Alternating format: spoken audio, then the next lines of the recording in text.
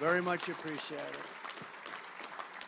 As we gather today, American cities, suburbs, and towns are totally under siege. Kamala Harris and the communist left have unleashed a brutal plague of bloodshed, crime, chaos, misery, and death upon our land. Other than that, they're doing actually quite well. Thank you. Just yesterday, 3 police officers were shot in Milwaukee, very tragically. 31 people were shot and 5 were killed in Chicago over Labor Day weekend. Can you imagine that? It's worse than in Afghanistan. We hear about Afghanistan and all these places. They don't compare with numbers like this. Baltimore is now facing the single most deadly drug crisis of any city in American history, and the number of homeless people on the streets of New York has just reached a 20-year high, and it's going a lot higher than that. Hundreds of thousands of illegal aliens. You know, you can't, according to the, look at all that fake news back there, but you can't. They don't like illegal migrant. They don't like illegal alien. They don't like anything. They want you to call them citizens, future citizens. You ever hear that one? Future citizens of our country. That's what they want to hear, but I don't think this room's inclined to do that. In city after city, the law-abiding citizen is forced to live in fear and danger and in filth. Mothers can't take their kids to the park. Graffiti is everywhere. The innocent are victimized in random attacks. Very brutal attacks and slayings are absolutely commonplace. Mobs of criminals walk into stores and clean out thousands of dollars in merchandise with absolutely no fear of punishment because you're not allowed to do your jobs. You can't even go to a pharmacy without everything being locked behind glass. The new thing in New York, you go to a pharmacy to buy aspirin, to buy a toothbrush, and it takes you 45 minutes to get a clerk to open up the glass because people are walking in just taking as much as they want. I don't know if you know that in San Francisco, which this woman, our opponent, I would say our opponent. I think we can. Anybody in favor of her in this room, by the way? Let me just... Okay, then I can safely say our opponent. But she destroyed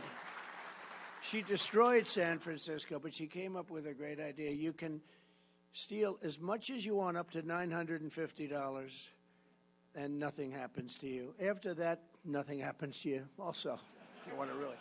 When you think of it, really nothing happens to you no matter what the hell you do. Unless you happen to be running for office and you accuse the election of being fraudulent, then a lot of things happen, okay? But other than that, nothing happens. Think of that, 950. So guys are walking in with calculators. You have criminals walking in, they're adding it up because they know if they stay below 950. Can you believe it? 950 is like a lot of money, isn't it? Under the Harris regime, 99% of law-abiding citizens suffer while criminals run free, and our country is plagued into literally third world conditions. In many ways, we're a third world country, but we're going to clean that up real fast.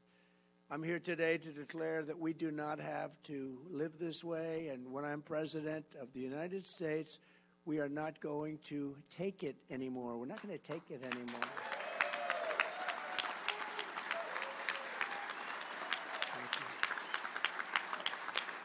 Thank you.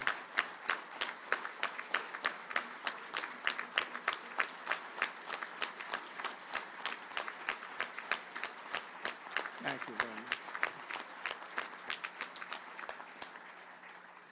And frankly, no country can sustain what we're going through with 21 million people allowed to come in from places that we don't want to talk about, but we will. Since Kamala Harris took office, she has presided over a 43% increase in violent crime, including a 58% increase in rape and an 89% increase in aggravated assault. And under Comrade Kamala, assaults on police officers are up a minimum of 32%, and many of them are not reported, and if they are reported, they're not taken down. And shootings of our police officers are up by over 16%. The day I take office is the day that Kamala's crime wave comes to an end. It's a crime wave in our country. We've never seen anything like it. And frankly, you know, we talk about all of the problems that we have, and they list them, and usually the economy is number one. To me, the number one thing that I get spoken to by the people, and I meet so many people, is crime. I mean, they can't believe it. They can't walk out of their apartments and buy a loaf of bread without getting mugged or rapped or shot. You look at Chicago, it's not even believable.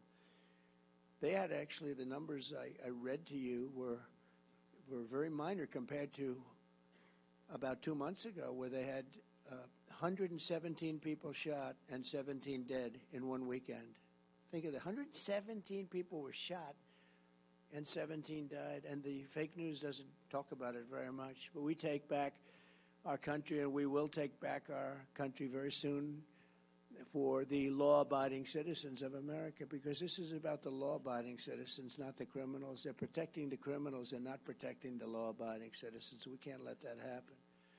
With your help, we will restore public safety to our streets. We will bring back law and order to our nation, and we will give the heroes in blue the power to legally protect us and the respect that you deserve more than any other group of people, what you have to go through, and then you don't get the backup at all. You're going to have the backup like you never had it before. Well, you had it 4 years ago, but even more so now because they've let it get so out of control.